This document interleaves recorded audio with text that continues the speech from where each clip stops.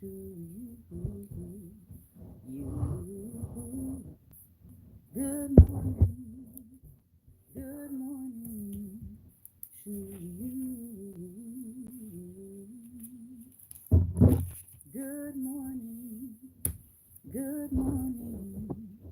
Won't you share with a friend or two? Good morning. Good morning to you. You. Good morning. Good morning. Good morning to you. You. Good morning. Good morning. Good morning to you. You. Good morning. Good morning to you.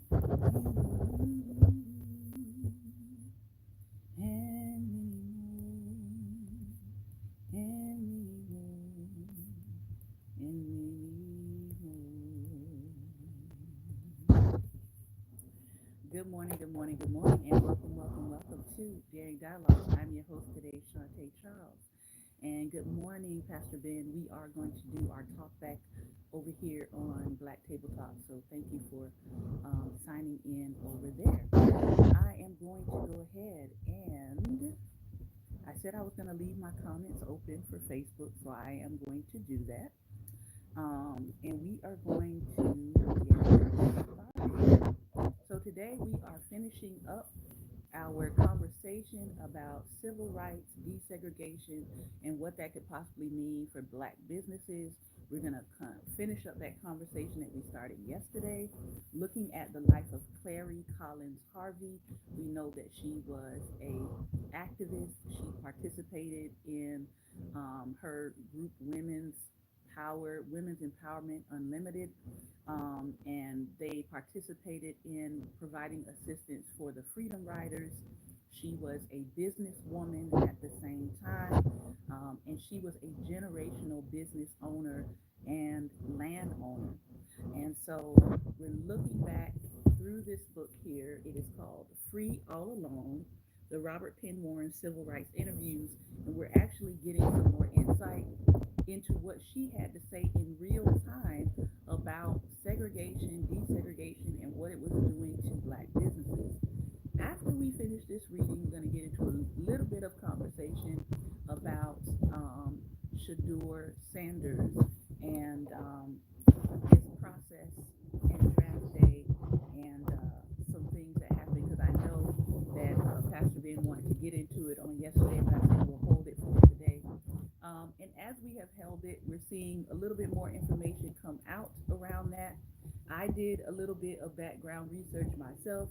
I went and talked to a former NFL player, and I also talked to somebody who had gone through the combine, gone through the draft process, and they gave me a little bit more insight about what happens at the combine and what happens at pro day. I am not a sports expert, but I do notice how many people who are not sports experts out here giving their expert opinion. So I don't purport to be a sports expert, but I will give you some insight from a woman's point of view, kind of what I see and what I saw going down. And those of you in the comment section, if you are sports fans, sports aficionados, you can feel free to give your thoughts and opinions on draft day and the draft process. If you're a racist, I'm going to block you. So, yeah, conduct yourself as an adult down in my comment sections because I don't want to have to treat you like a kindergartner and send you to the timeout corner. Okay, let's all be adults as we are having that discussion. But first, as I said, we're going to finish up our discussion from Free All Along, the civil rights interviews. And I think this is going to be some very interesting and insightful things that she says. All right. So Warren and his team, Robert He asked Clary Collins Harvey about a criticism made by some civil rights leaders that middle class and affluent black people do not contribute as much money to the movement as they could afford to. And all I could say was, ooh wee, because why are we still having some of these conversations? We're still having them. But here's what she had to say. Again, this is written during the time of the civil rights movement. This is not them looking back in hindsight. This is her right in the middle of everything that's happening. Okay? So she says this: there are several reasons. One major reason is that the struggle has been so hard for so many Negroes. When they individually get into a financial, economically secure place, they want the results of their efforts for themselves. I mean, we can kind of look around and still see that that is very much so the case. This means the split level house, the Cadillac car, and I have a Cadillac car, she says, but I have it because we have a funeral business and the public demands it. This means the status symbols, all the things that we couldn't have, all the things we saw the white person wearing when we were maids in their homes, all the things that Mr. Bob gave his wife when our men were gardening his yard. And I said, whenever I was able to do it, and I'm sure others felt this way too, that I was going to do it as well. So it's getting this taste of something when they've never had it before. It's getting this taste of something when they never had it before. Getting the new money is what she's talking about, right? Then she says it's a short term thing. They lose sight of the fact that when they individually have arrived, according to American materialistic standards, they still have not arrived unless all the other people have arrived. And I think we even saw some of that play out with the draft day process. That people said, hey, yeah, your family has arrived. Yeah, your family has the wealth and the status and the prestige. Yes, your sons are doing well, but we don't care how much you have. We don't care that you are wealthy and that you are on par or doing better than the average white American. This is still our system. So think about that as she is giving this information to us, this insight to us. She says they still have not arrived unless all the other people have arrived, white and Negro too, who are deprived. The only way that you help all of them is by sharing what you have rather than pouring it on yourself. And the thought that came to me from what she just said was, you have not arrived when your people are still deprived. Mm, mm, mm. The interviewer says a comparison sometimes is made between the Negro communities on this basis and Jewish communities. That's the common comparison. She says yes, and the Jewish do it differently. They actually help themselves more. And he says that's the idea, not only to Jewish philanthropies, but to general philanthropies in relation to their income. And she says, yes, but isn't the economic average in their group higher than the economic average in the Negro group? Yes, but he does not feel as excluded as a Negro person in America. Even if he was poor on the day of arrival at Ellis Island, he had more hope. He had more hope that he would possibly be integrated into this society, right? Because you can integrate white presenting people even if they're not technically identified as white. This is the conversation, guys, that has been going on. We think that this is a new conversation. It's not. She says, that's right. He had more opportunity, but the Negro has been down right there in the dirt, working in the dirt and sweating in it, so that when he gets his nose above it, he thinks of himself first. I'm very critical of my friends who can think only of themselves. I think this thing has got to be broad based if we are to get far. And good morning, hello, hello, and hey, good morning to those of you who are tuning in by YouTube and Facebook. How much lack of communication, lack of rapport, and sense of responsibility is there on the part of the educated, middle class, upper class Negroes as compared to the masses? the bottom of the heap. How much of a split is there? This is an important question. She says, I think the gap is closing. I think you're getting more intelligent middle class Negroes who are interested in the total struggle of the Negro than maybe 10 or 5 years ago.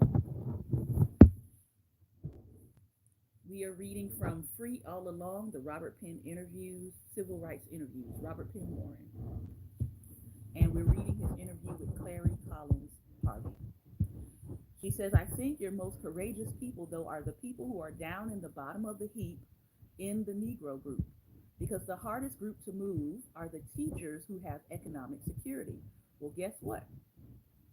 Guess what's about to happen to that hardest group to move in 2025?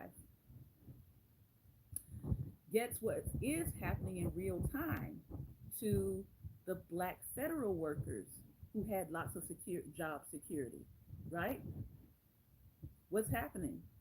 I can tell you now there are two counties in Maryland where their wealth is being stripped and depleted yet again.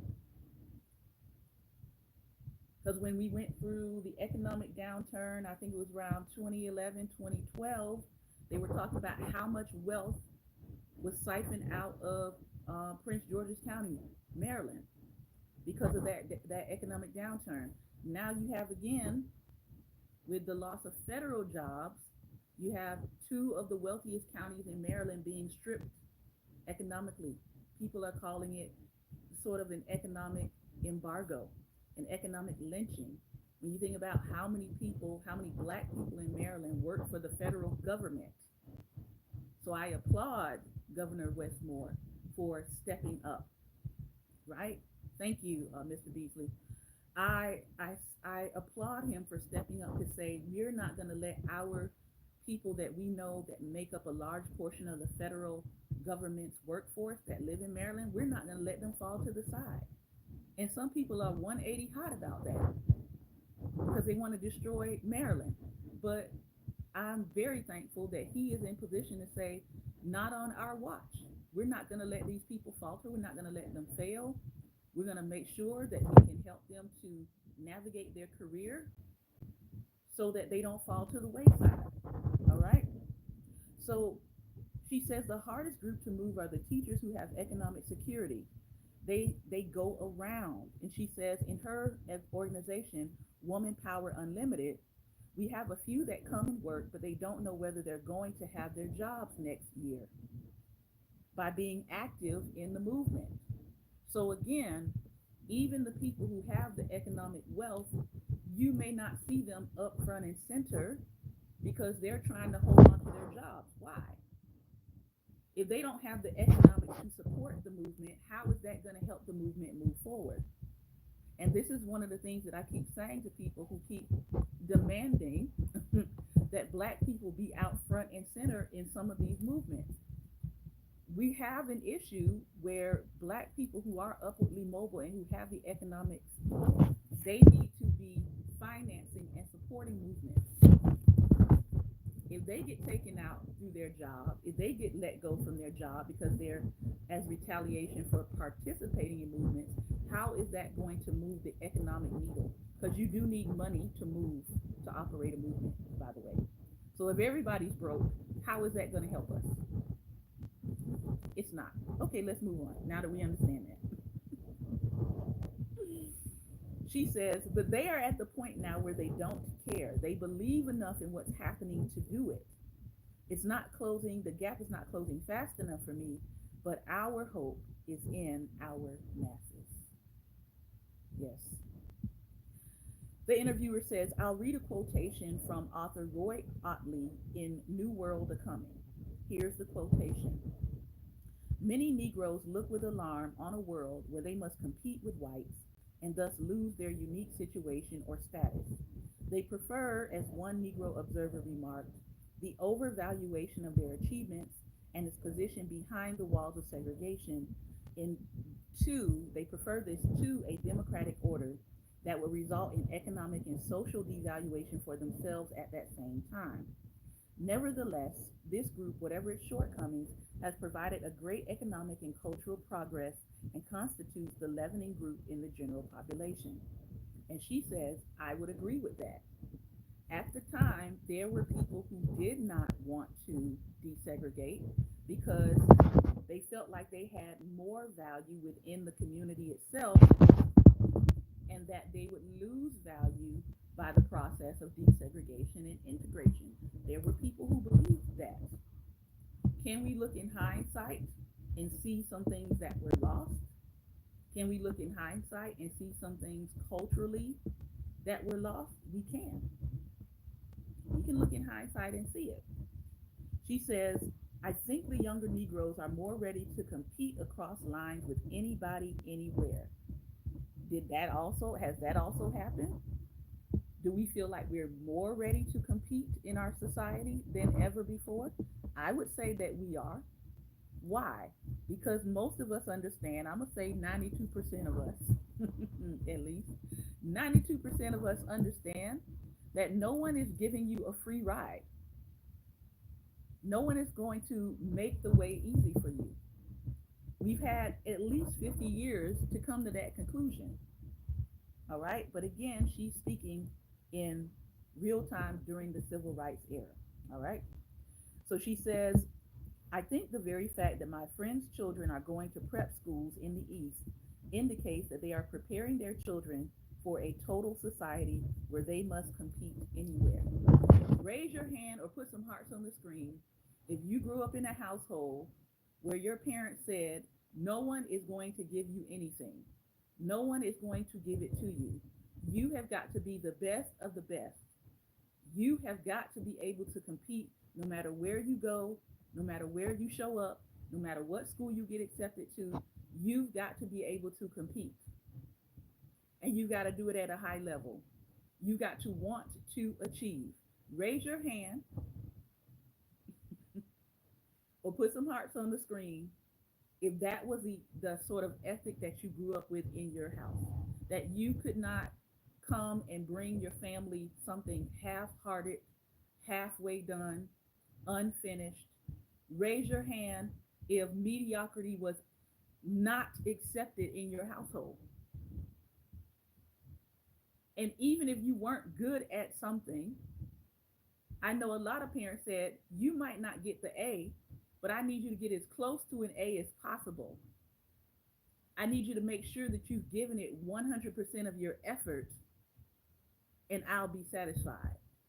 But don't come in my house giving me a C or a D, and I know you gave a half done job. I know other people use some other words there. All right. So this idea of us having to compete everywhere was a black community ethic, that you can't just go into a space and just think it's gonna fall into your hands or land into your hands. The interviewer, Robert Penn, says, there's a protection in segregation that's no longer important to the privileged Negro. He doesn't want to be protected or have his benefits only inside the walls of segregation or his status. He's ready to compete now, right? This is what he's asking. She says a large percentage of them are. It's something to give up segregation. I mean, there are advantages to it, definitely. Now, again, right now in this moment, we have people saying, let's go back to desegregation or let's go back to segregation, right? We have a group of people right now saying that there are advantages to segregation. So let's see what she is talking about. And why would people say that? She says, take my business, the funeral business, for example. One of the reasons that we've been able to do as well as we have in the funeral business is because we can only serve Negroes. I want y'all to sit with that. And Negroes, because we could only serve Negroes, and Negroes weren't going to the white funeral homes because they couldn't. So that didn't siphon off people to the other community. Now, here's where I think that in hindsight, right, there could have been desegregation, but that didn't necessarily mean that you had to go and start supporting all of these businesses and leave your community dry? Just my thoughts. Just my thoughts on it. Just my thoughts on it. Okay. She says, but with desegregation coming, who knows? Maybe you can just choose your funeral home. And so here's the difficult part about this, because if you've grown up and been sort of indoctrinated that white is right or white is better, and you finally get the opportunity to desegregate, you're going to go where your mind has been indoctrinated. Even if the black funeral home was actually better than what the service you were going to get at the white funeral home, because you've been indoctrinated at this point that white must be better. Otherwise, why would we be fighting to join it? Remember, yesterday she talked about how the people in her household, even the people on her payroll, were indoctrinated that white is better. So what happens to a community when you desegregate that community, but you have not decolonized their mind? See, that's a whole word. What happens when you desegregate a community that does not have a decolonized mind? Well, we saw what happened. A lot of those people took their money to white ice is colder. I'm sure some of you have heard that phrase, right? So as she's speaking, she has not yet seen the fallout of desegregation. They're right at the cusp of it. So she says, the interviewer says, I've been told that the fact that the Hilton Hotel has opened up in New Orleans means that many Negro caterers are being badly hit. I just want us to kind of just sit with what they're telling us before desegregation takes hold. They're giving us some good insight as to what happened, because everybody keeps talking about black owned businesses and why we don't have more of this and why we don't have more of that. They're giving you some of the underlying reasons why we don't have more. I've been told that the fact that the Hilton is opened up in New Orleans means that many Negro caterers are being very badly hit.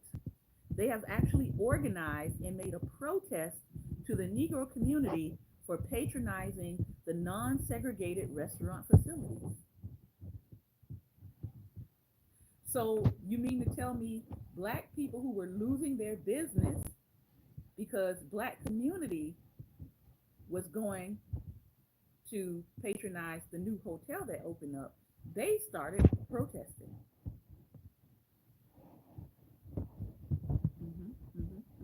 I'm gonna keep going. She says, these are the things of which you must be aware when you fight to open these doors. Beware of what you're fighting to open. Beware of what the consequences mean for the black business, the black economics, the black self-determination, the black empowerment. Be aware when you fight to open these doors. She says, you've got to pay the price for them being open, and it means a loss of some things to you that you've enjoyed. Now I'm going to ask, and this is a rhetorical question, did we fully count up the cost? Or were we just excited that the door was open? Did we count up the cost, or were we just excited that the door was open? I know this is not an easy conversation, an easy thought process to go through, but we got to do it. And this is the thing that our white mayor hammers on quite a bit. Our white mayor told the Negro teachers, listen, if you get these integrated schools, look at all the jobs you have now. All the money that you get, you won't be getting this anymore. They can't say they weren't told. Hundreds of thousands of black teacher jobs were lost in the midst of integration. part of it was these people didn't think they didn't want black teachers teaching their white children. But the thing that we're working for is the step beyond that. She says, I know we're going to lose some things. There's some things we're going to lose in this fire. But the thing that we're working for is the step beyond that, where everybody will have a place. Well, our society has been working toward that, where everybody has a place. But now you have people in power who said, no, everybody should not have a place. Everybody will not have a place because we're going to dismantle all of the tools and the laws and the policies and the agencies that address everybody having a place. And not only that, we want to put in place white, male, cishet, Christian with 3 Ks, wealthy. Am I leaving out any adjectives? And most of us would probably say mediocrely unqualified people. That's who we want to reinstate. And you can't tell me that you love a country while letting the unqualified tear it apart. These two things do not go together. You don't say, I'm proud to be an American and I'm a patriot, while at the same time putting people in place that are literally dismantling and tearing up the entire nation. The nation right now looks like a trailer with no wheels on it. And I don't mean a docked trailer, okay? It looks like a trailer with no wheels on it and windows busted out and rusted. And a hurricane is on the way. That's what it looks like right now. You cannot tell me that you put your country in that position and you also love it. Somebody lying. So what does she say here? So many of them are teaching now, referring to the black teachers, because there was nothing else for them to do. And they would be much better qualified doing something else. We're looking for the time where there will be integrated schools at every level, students and faculty in the high schools and the junior high schools all across town. And not that just Negroes would be knocked out of jobs and just white people employed. Well, that's what they were looking for, right? That's what they were hoping for, but that's not what happened. That's not what happened. Let me go to my Google real quick. And because I don't want to give you a wrong number. How many black teaching jobs were lost through the process of desegregation?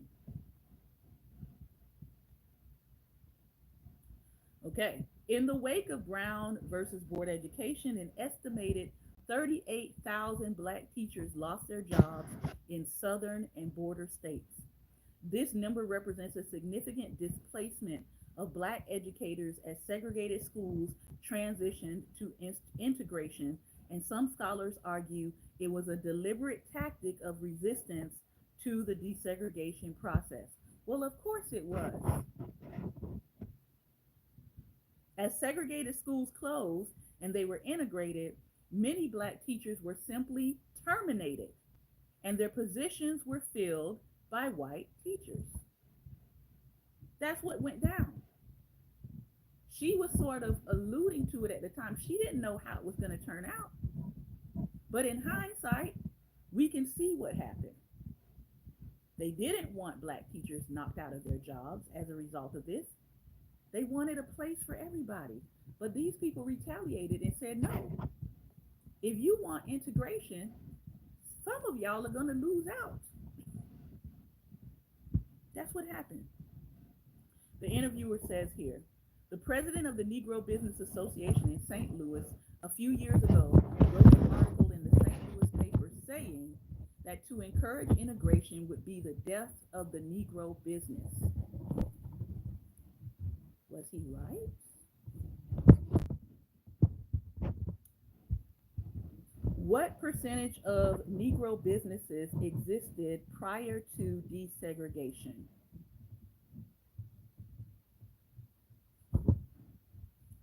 So this says it's difficult to pinpoint an exact percentage of African American owned businesses that existed before desegregation because historical data is not readily available. However, several sources provide insight into this period. Limited access, growth in urban areas. The number of African American owned businesses in urban areas grew significantly with barbershops, insurance companies, undertakers, drugstores, retail merchants, and grocery businesses. Between 1900 and 1930, there was a golden age of black owned businesses that was fueled by Jim Crow laws that forced African Americans to form more insulated communities.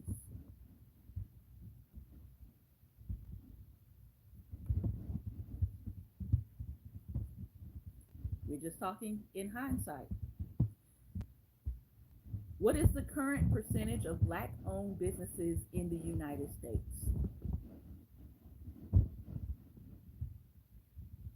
In 2022, black owned businesses represented 3% of all U.S. firms classifiable by race and ethnicity of their owners. This figure includes both employer and non employer firms.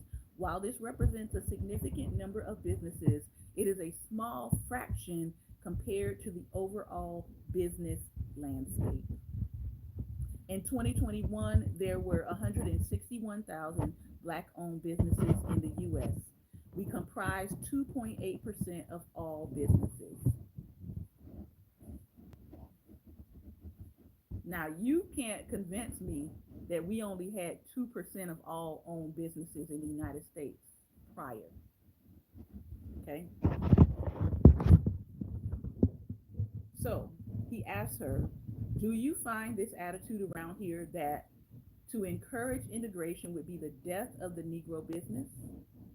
It's not dead, but we haven't really moved in the last 50 years. I think we've gained, I think they said 0.5 percentage or 0.8% in the last 50 years. She says, not yet, because we're too far away from that. St. Louis is a border city, and that would be more true there. But I know that it will happen for some businesses.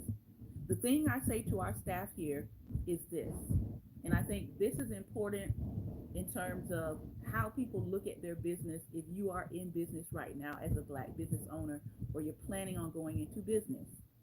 We want to be so qualified that we can serve anybody who comes at any time because we don't want to operate just a Negro business.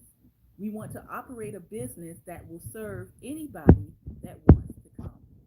Now, there are some people who say, you know what?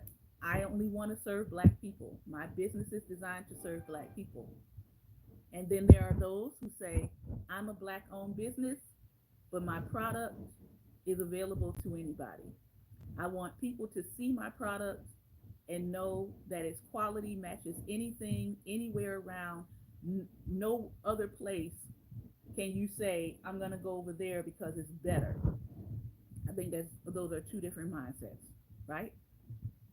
She says, yes, some people are going to be lost in the shuffle individually and business wise. And you've got to face up to this reality. If you've got the stuff, you'll make the grade. If you've got the stuff, you'll make the grade. And we have always believed that as a people. If you've got the goods, you're going to be able to prosper. You're going to be able to succeed. But what happens when you have the goods and you're living in an apartheid nation that doesn't care that you have the goods and that their only care is to exclude you from the economy or to block you from the economy? So let's not just prepare children for if you've got the goods, you should be able to go forward. But let's also help them to understand that there are people who don't care that you have the goods. We also have to prepare them for that reality. We also have to prepare them to stand anyway, even if the person does not want to acknowledge your good and your greatness. The conversation eventually turns to the experience of Black people who migrated to northern cities in search of opportunity. And this is her last statement. She said, I was thinking of the Negro in the North, which have posed as churches, but have been able to suck up whole masses of people because of the frustration of the people there. I think of the movements and so forth, where the Negro went north in such tremendous hopes, thinking the North would be better. He thought the kingdom had come on earth and that he would find it there. He didn't expect it here in the South, but when he went north and didn't find it, and found that a lot of times it was a lot worse than here, that it required more money to operate, and he was having to live in an apartment infested with rats and so forth, it became much worse for him. Here, at least, maybe he lived in a shack, but he could get out in the sunshine and have a little garden and have fresh vegetables and so forth. So the frustration was so much greater, you see. The pace was greater. He came from a slow moving agricultural southern society, and then he had to jump, and so he would begin to change. The change of pace, the change of environment, the change of culture. I want to thank the ancestor Clary Collins Harvey for all of the insight that she shared and she provided. And I hope that if you're listening today, that you will think a little bit more deeply about what it means in this moment in history to be a Black business owner, what it means to be someone who may have lost your income, or you've been put on hold, or you've been suspended at this moment in time. What does that mean for your economic viability in this country? What are you looking towards in this country?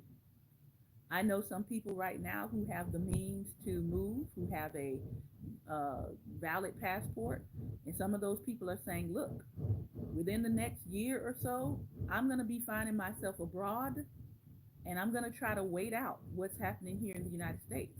That's how they feel. There are some people who are saying, no, I'm going to fight for my business. I'm going to fight for my right to be and to exist and to earn an income here without being persecuted for it. So these are big questions, these big thoughts, big ideas. There's no right answer, and you don't have to come to a conclusion today. But we are putting it out there in the hopes that people will think a little bit more deeply about the matter. Now, let's get into Shadur Saunders and draft day. In talking with a couple of people, as I said, I talked with someone who went through the NFL draft process, attended combines, attended pro day, and they gave me some insight about that. And then I also talked to a former NFL player. And as we saw, and as we have been seeing, more videos are coming out about, if not all, if not outright collusion, there was some collusion that went on. There was some collusion that went on. All right. There were people who decided, as one gentleman said, there were people who decided to take him off their roster completely. They didn't want him on there at all. At all. I feel like there was some pushback on where he got drafted because, as they said, as he said in his pre-interviews leading up to his drafting, if you're not willing to change the culture of your team, if you're not willing to change your coaches, then don't select me. I think that rubs some people the wrong way. I think that there was some pushback because of the brand. It was a battle of the brand. You have the Sanders brand and you have the brand of the NFL, which, by the way, I went and looked at the brand of the NFL. Let's see how much does the NFL stand to make this coming year. It's a How much does the NFL franchise stand to make this coming year? The NFL as a whole is projected to generate over 23 billion in revenue, and that was 2024. They're expected to surpass that this year. The salary cap for 2025 has been set at 279.2 million per team. Overall, 416 million per team is expected to be made.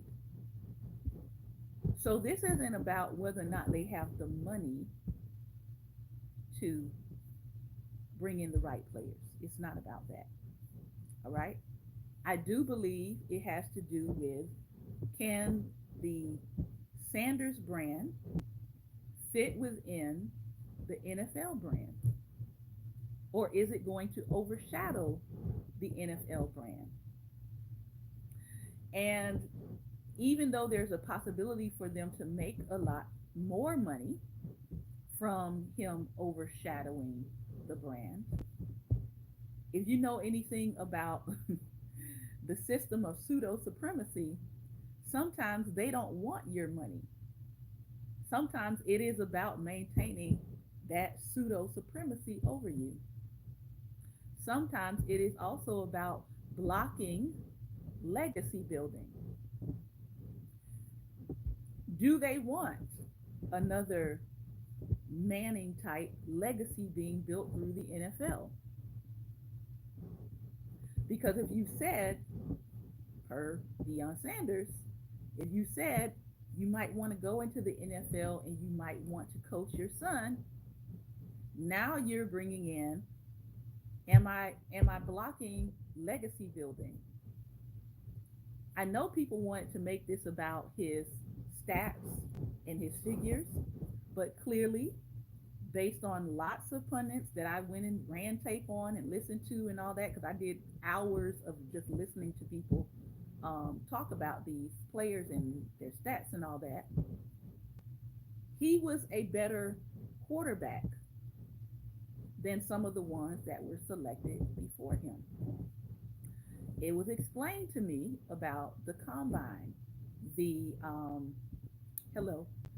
It was explained to me about the combine, about the skills testing that they had to do, and how many said because of his stats and because he had weak line blocking him, that it was amazing that he even got the stats he did because he had poor coverage in most of his games.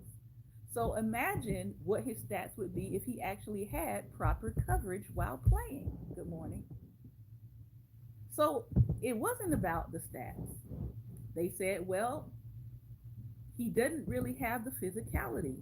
He's not the physically built character that they would want for a quarterback. But as someone explained to me, in the combine, it is exhibition, right?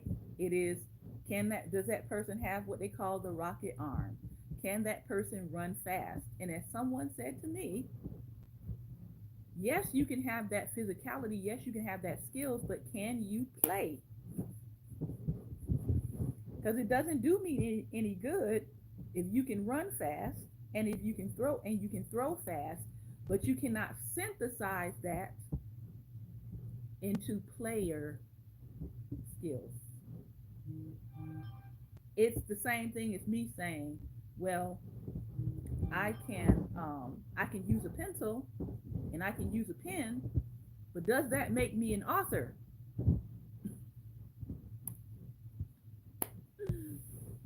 So people who were looking at his individual skills, right? There was lots of talk about that, oh, he wasn't as big. He didn't have the speed, right? Some people said he holds on to the ball too long, but other people said, but he can play.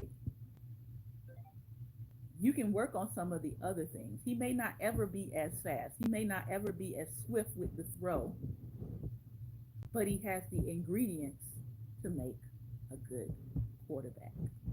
And so some people said, hey, this was a steal of a deal. This was a steal of a deal. And whether or not the Browns make the best of it, we will see. We will see as he goes through the process whether or not he will be cut, or whether or not the other gentleman will be cut, or whether or not one of their veterans will be cut. Although the people I spoke to said that was highly unlikely. They said he had something called intangible skills, skills for a quarterback that you simply cannot teach. And then I went to look at what the first round players, what it's estimated that they're going to receive as their signing contract. Now, number two pick, Travis Hunter, is estimated to receive about $46 million plus a $30 million bonus. So you're talking about $76 million, okay? Sanders is expected to receive anywhere between 4.5 to 5 million for his contract. So when someone says it's not a big deal that he didn't go in the first round, oh, that's a wealth gap. 5 million to 40 to 70 million, that's a wealth gap, people. That's an economic cut off at the knees. Say what you will about that. That is an economic slice to the kneecaps. Okay. His NIL deals, I went to go and look up that. He's making right now, as a college student, he was making about 6.5 mil with NIL licensure deals. Obviously, that number is going to go up, but his NIL deals will literally be worth more than his actual contract in the NFL. I want y'all to sit with that. So, all of that being said, I would likely say it's probably a mix between the two. Yes, there were some people who said, this is our system, this is our brand, this is our not plantation, I mean franchise. You don't get to come in and boss us around and make demands and tell us what we are and are not going to do. We don't care how much money your family has. We don't care, how much you've been trained. We don't care about the character you've tried to uphold for yourself. We don't care that you come from a two-parent home. Maybe we do care about that, but anyway, it was part that, and it was part we still get to make bank off of you, because no matter where we put you in this system, we know that your name is going to bring finances to this system. So some people are saying, hey, it was only because people were concerned about where he would land in the picks that you even got people to watch all the way to the end of the draft process. This was the second most draft watched in history, in NFL history. The last one that was watched this most was during COVID 2020. And that was because people were home and they couldn't do much of anything else. So really, post-COVID, this is the most watched NFL draft. They made bank off of that. They benefited off of that. Um, some people are now saying, hey, we're going to go and we're going to make sure that we purchase things from his site directly when it comes to the NIL. We don't want to give any more money to this system that has chosen to react to him the way it did. And again, some people said, hey, he tried to come in there like he was the Manning family, and they showed him that he was not. Was that right? That's an opinion. Was it right? I would say it wasn't, but that's that's our opinion. Are they going to investigate further when it comes to the um, the employees whose son got a hold of personal identifiable information that he should have never had in order to make a live call during a live stream to embarrass Shador and the family by pretending to be a person who was going to offer him a job. That's all kinds of, how can I say it? Typicalness. That's what it is. Because I can tell you, there are people all over who get identified with that. With someone having privileges that they should not have, someone who is um, not where you are, but yet they seem to have more authority than you have. Because that took a lot of audacity to do, to call while on live stream during the draft to pretend to be an owner offering a job during the draft.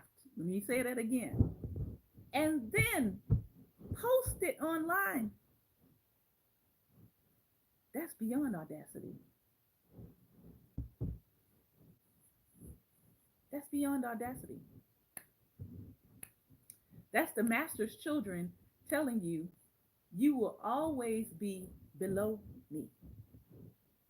That's what that was. Yeah. Is that person going to keep their job? Should that person be let go? It would be obvious to me that they would be let go, but we'll see how that plays out. We'll see how it plays out. Um, I will tell you from a woman's standpoint who is not, has never been this invested in football ever in my life. I have learned more about football in the past week than I have known in my entire life. And you know what that says? It says the Sanders name has a lot of influence. That's what it says. There were a lot of aunties and mamas and grandmas who sat through the entire NFL draft like Shador Sanders was their child, their son, their nephew, their grandson, because they wanted to see what was y'all doing to this little boy. I'm telling you, there were women watching and seeing what were y'all about to do to this son, this nephew, little cuz, because people have watched this boy's progression. They watched his father, and they wanted to see how was this system going to treat this, you could almost say, near perfect candidate when it comes to pedigree, when it comes to behavior, all those other things that people say matters when you're getting ready to go into the draft. Well, you showed them that it didn't matter. You showed them that character didn't count. You showed them that you don't like and appreciate confident black boys. That's what you showed them. Hmm. That's what you showed. And please keep in mind, as was said on a recent television show, literally about sports, please keep in mind that when it comes to sports, black men's mothers are right there under Jesus. Black men's mothers are right there under Jesus. And so when black mothers pay attention and look and see how you are treating sons going into your system. That's what y'all don't understand. Some of y'all don't get it. You're gonna get it though. Some of you all don't get it. You gave the black mother an insight into what you all do and how you really get down when it comes to your system.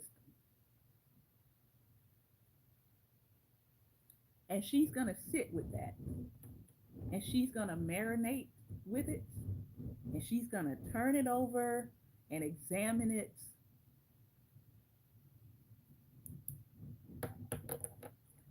And I'm gonna just leave it at that. I'm gonna let the black mamas who see this video, I'm gonna let y'all come through and tell me how you felt seeing what went down with Shador Sanders, how he was treated in this process.